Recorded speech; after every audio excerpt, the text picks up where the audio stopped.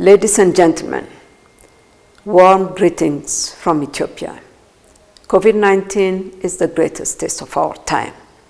It is a test of our systems, our resilience, and our solidarity. As leaders, we find ourselves dealing with the impact of COVID-19 in many sectors. The impact has been even more severe in the Global South and on the most vulnerable amongst us, such as the low-income people who do not have the resources to survive lockdowns, on women who have faced increasing gender-based violence, and on children, especially girls, who may never return to school even after the pandemic is over. With over 1.6 billion students who are out of school due to the pandemic, learners from across the world have faced major challenges in pursuing their education. Countries in the Global South, like mine, have felt the impact of the crisis to a higher degree due to the limited access to internet connectivity and remote learning resources. In Ethiopia, as is the case in many African countries, the closure of schools also has far-reaching effects on school children beyond learning.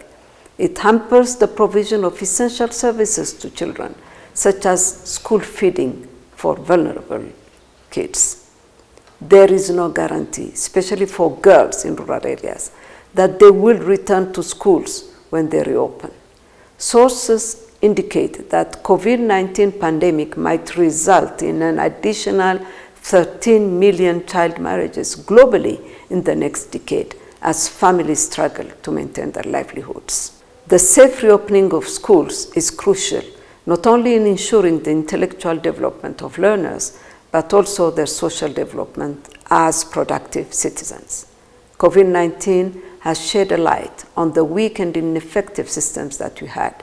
This must be a turning point for us. We must use this opportunity to build back better. An independent international commission on the futures of education that I have the honor to chair was launched last year to develop a global report on how education should be rethought in a 21st century of increasing complexity, social disruption, and rapid technological innovation.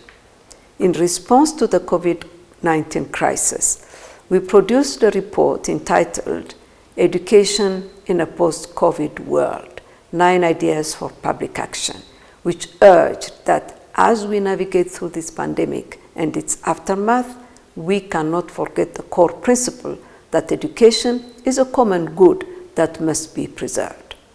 Education has transformed the lives of people by leading them out of poverty to opportunity and advancement.